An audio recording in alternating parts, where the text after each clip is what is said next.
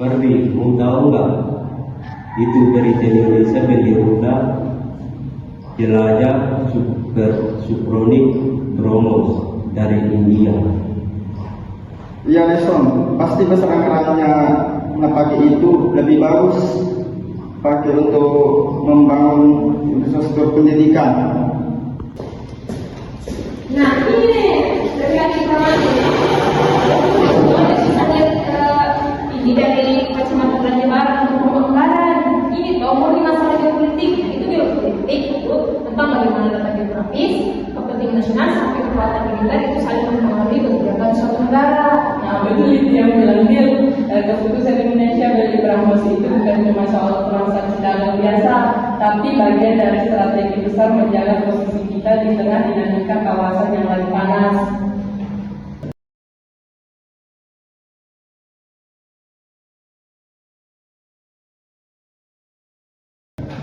Hamba sana Tentang Indonesia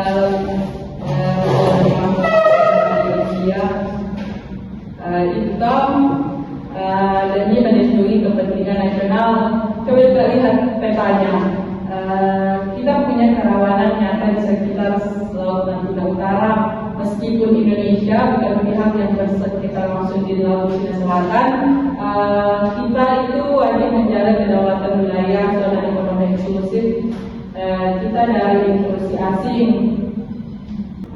Iya, dan rudal Brahmos itu salah satu rudal jelajah anti kapal tercepat di dunia dengan menempatkan alutsista penangkal jajaran yang kuat di pulau-pulau terluar. Negara lain pasti berpikir dua kali kalau melanggar batas wilayah kita.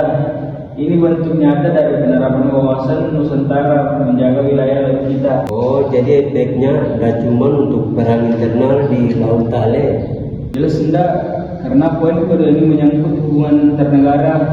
Dengan pembelian ini, Indonesia dan India memperkuat kerjasama strategis di bidang pertahanan. Secara tidak langsung, ini mengirimkan sinyal politik ke kawasan kalau kita nggak bisa disetir. Oh, kalau dipikir lagi dalam ekonomi pertahanan itu ada istilah offset dan transfer teknologi.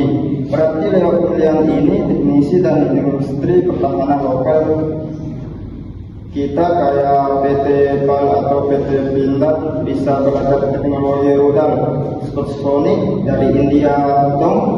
Jadi investasi jangka panjang buat kemandirian bangsa. Smart, itu dia nilai plusnya. Apalagi tuh kawasan kita itu Indo-Pasifik. Nah, sekarang itu jadi tinggi persaingan pengaruh antara kekuatan besar kayak Amerika Serikat, Tiongkok dan India. Nah, posisi Indonesia itu membuat kita jadi berada di depan di tengah-tengah pusaran. Nah, penguatan militer itu jelas mempengaruhi balance of power dan keseimbangan kekuatan regional.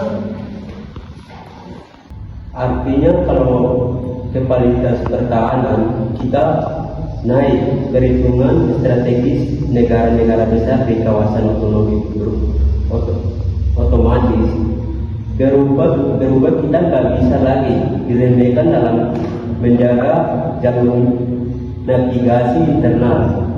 Betul. Jadi kesimpulannya toh, langkah ini merupakan cara Indonesia merespon geopolitik regional agar kita tetap berdaulat, mandiri, dan tidak terseret dalam dominasi salah satu kekuatan besar dunia. Kita tetap pada prinsip bebas aktif. Wow, gila, keren banget. Ternyata kalau dibedah dari sains, anggaran militer itu bukan membuang duit, tetapi biaya investasi buat stabilitas negara. Kalau nggak aman, ekonomi juga nggak jalan. Sumpah, tadinya gue mikir ini cuma soal beli senjata. Ternyata di balik itu ada suatu politik tingkat tinggi. Makanya kalian berdua makna wawasan Nusantara di era modern itu ya kayak begini. Wilayah laut kita yang strategis harus dijaga dengan diplomasi yang cerdas dan pertahanan yang kuat. Nah, dalam bahan diskusi kita tadi itu dari aspek politik, hukum, militer sampai ekonomi itu lengkap sekali nih. Jadi itu kita perhatikan saja untuk bahan saya kalau mau depan pasti dapat wilayah itu dan